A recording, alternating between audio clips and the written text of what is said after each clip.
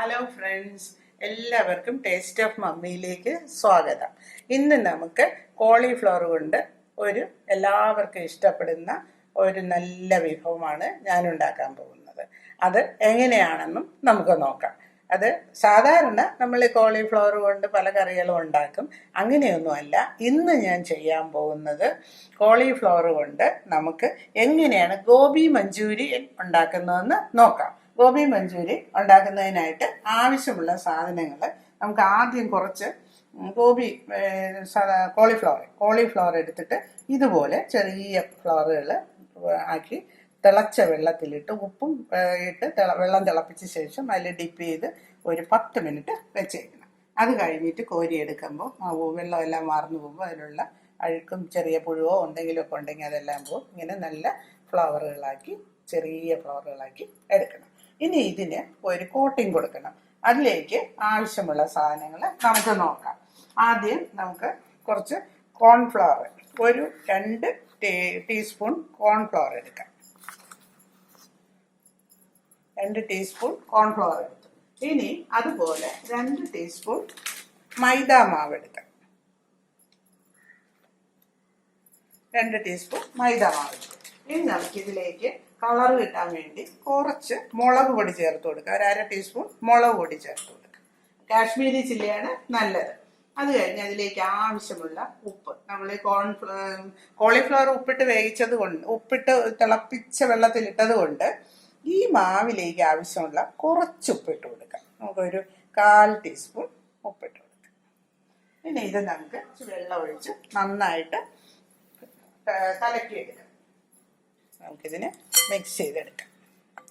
Mix ചെയ്യുന്നതിന് ഈസിയായിട്ട് mix ചെയ്യാം. ഇതിൽ തന്നെ പാത്രത്തിന് ബൗളിലിട്ട് നന്നായിട്ട് മിക്സ് ചെയ്ത ശേഷം ഈ ഫ്ലവറെല്ലാം അതിലേക്കിട്ട് കോട്ടിങ് കൊടുക്കാം. ഫ്ലവർ ഇതിലെല്ലാം ഒന്ന് പിടിച്ച് വരണം. ഈ മാവിലൊന്ന് നന്നായിട്ട് പിടിച്ച് വരണം. കെട്ടാതെ നന്നായിട്ടൊന്ന് മിക്സ് ചെയ്ത ശേഷം ഈ ഫ്ലവറെല്ലാം ഇതിലിട്ട് കൊടുക്കാം. എന്നിട്ട് ഫ്ലവർ ഇട്ട ശേഷം നന്നായിട്ടൊന്ന് പുരട്ടിയെടുക്കണം. അതിനുശേഷം നമുക്കൊരു പാത്രം അടുപ്പത്ത് വയ്ക്കാം. ഇതെല്ലാം ഈ ഫ്ലവറെല്ലാം ഒന്ന് നമുക്ക് ഈ കോളിഫ്ലവർ മൂപ്പിച്ചെടുക്കണം. നന്നായിട്ട് മൂപ്പിച്ചെടുക്കണം. പാൻ അടുപ്പത്ത് വെച്ച് ഇത് ഒന്ന് നമുക്ക് ചൂടാക്കാം. പാൻ ചൂടാകുമ്പോഴേക്ക് എണ്ണ ഒഴിച്ചു കൊടുക്കാം. സാധാരണ വറുക്കുന്ന ഏതെണ്ണയായാലും മതി. നമുക്ക് ഞാൻ സൺഫ്ലവർ ഓയിലാണ് ഉപയോഗിക്കുന്നത്. സൺഫ്ലവർ ഓയിൽ ആവശ്യത്തിന് ഒഴിച്ചു കൊടുക്കാം. ഡീപ്പ് ഫ്രൈ ആയതുകൊണ്ട് കുറച്ച് എണ്ണ അധികം ഒഴിച്ചാൽ നന്നായിട്ട് മൂത്ത് വരും. മതിയായി. ഇനി എണ്ണ ചൂടാകുമ്പോൾ നമുക്ക് ഓരോ ഫ്ലവറായിട്ട് അതിലിട്ട് മൂപ്പിക്കാം. എണ്ണ ചൂടായിട്ടുണ്ട്. അപ്പം ഇനി നമുക്ക് ഈ കോളിഫ്ലവർ ഓരോന്നോരോന്നായിട്ട് ഇതിലേക്ക് ഇട്ട് കൊടുക്കാം. എണ്ണയിലേക്ക് ഇട്ട് കൊടുക്കാം.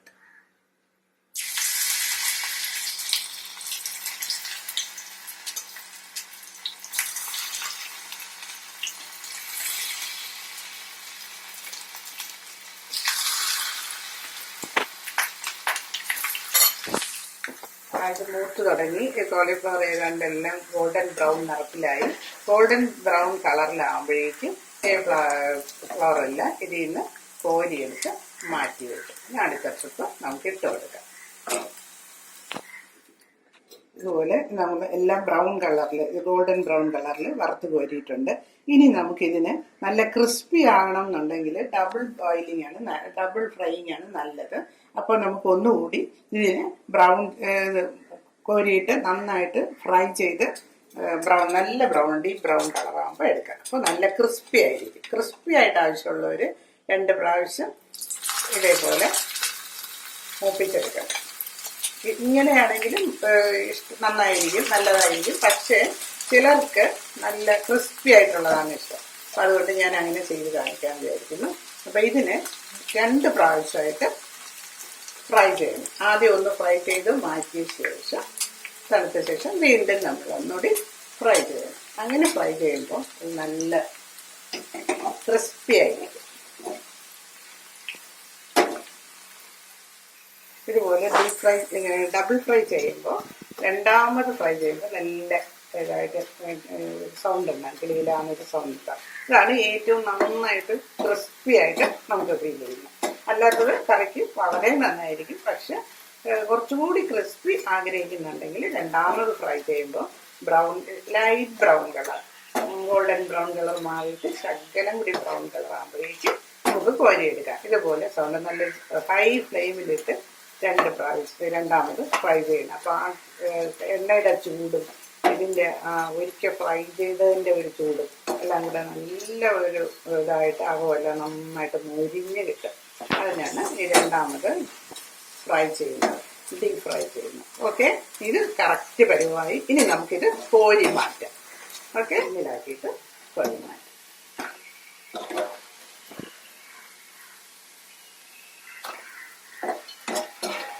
ഇതുപോലെ മുഴുവൻ കോരി മാറ്റാം. ഇനി നമുക്ക് സവാള അരിഞ്ഞത് വാട്ടിയെടുക്കാം. നല്ല വേഗണ്ട, ഒന്ന് ചെറുതായിട്ട് വാടി കിട്ടിയാൽ മതി. സവാള അരിഞ്ഞത് നമുക്ക് ഈ കോളിഫ്ലവർ വറുത്ത എണ്ണയിൽ തന്നെ സവാള ഒന്ന് മൂപ്പിച്ചെടുക്കാം.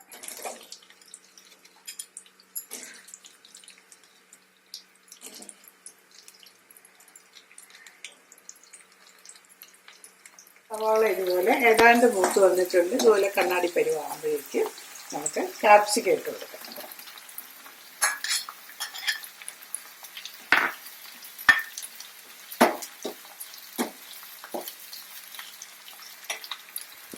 സവാളയും ക്യാപ്സിക്കവും ഇതുപോലെ മൂത്ത് കഴിഞ്ഞു.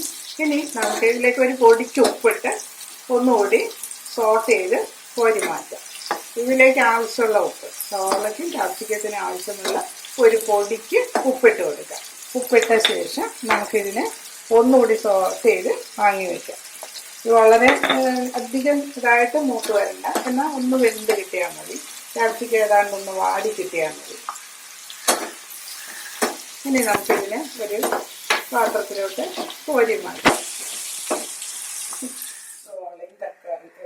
സവാളയും ക്യാപ്സിക്കവും മൂപ്പിച്ച് മാറ്റി വെച്ചു. നല്ലോണം മൂക്കണ്ട, ഒന്ന് വെന്തപ്പോൾ തന്നെ കോരി മാറ്റി.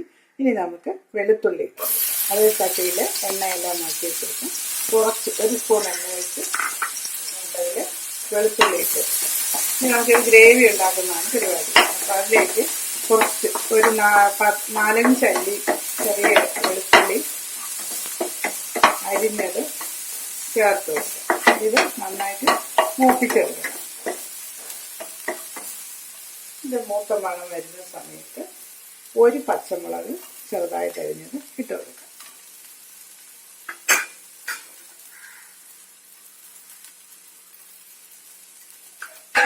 പച്ചമുളക് ഒന്ന് പച്ചമണം വരുന്ന സമയത്ത് സവാള ഇട്ട് കൊടുക്കാം.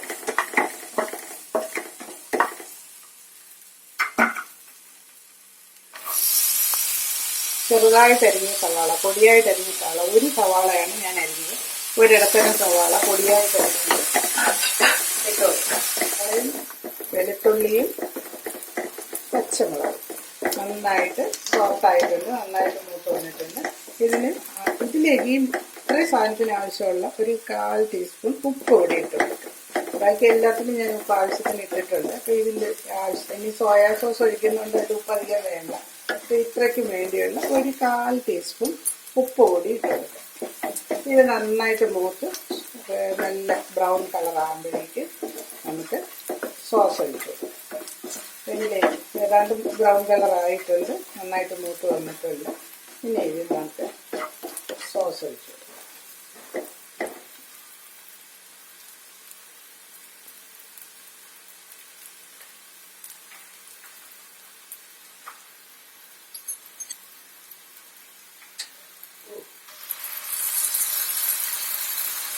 ഒരു 2 സ്പൂൺ സോയാ സോസ് ഒഴിച്ചിട്ടുണ്ട്.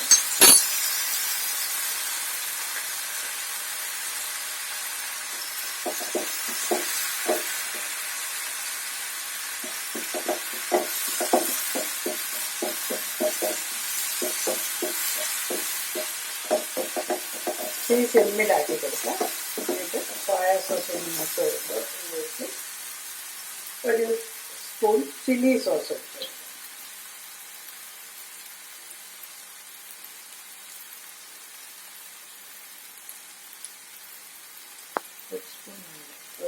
ഒരു ടീസ്പൂൺ ചില്ലി സോസ് ഇട്ടു.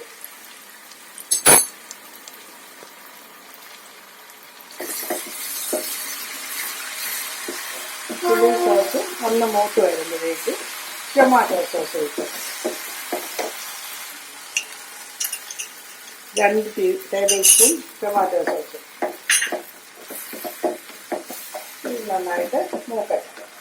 ഒന്ന് പച്ചമണമൊക്കെ മാറി ഒന്ന് ഇതിലെല്ലാം സോസൊക്കെ ഒന്ന് പിടിച്ച് വരുമ്പോൾ നമുക്ക്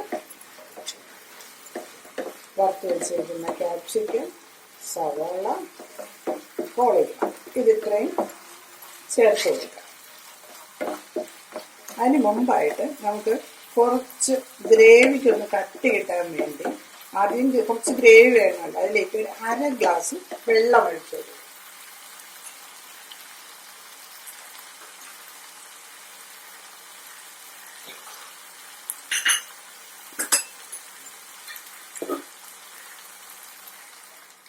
അര ഗ്ലാസ് വെള്ളം ഒഴിച്ചിട്ടുണ്ട്. ഇനി ഇത് ഒന്ന് തിളയ്ക്കുമ്പോൾ കട്ടി കിട്ടാൻ വേണ്ടിയിട്ട് കുറച്ച് കോൺഫ്ലവർ നമുക്ക് 1 ടീസ്പൂൺ കോൺഫ്ലവർ 2 ടീസ്പൂൺ വെള്ളത്തിൽ മിക്സ് ചെയ്ത് ഒഴിച്ചു കൊടുക്കാം.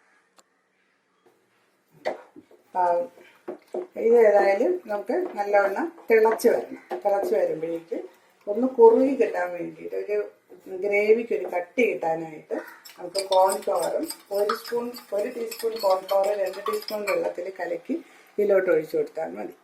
എന്നിട്ട് ഇത് നന്നായിട്ട് തിളപ്പിക്കണം.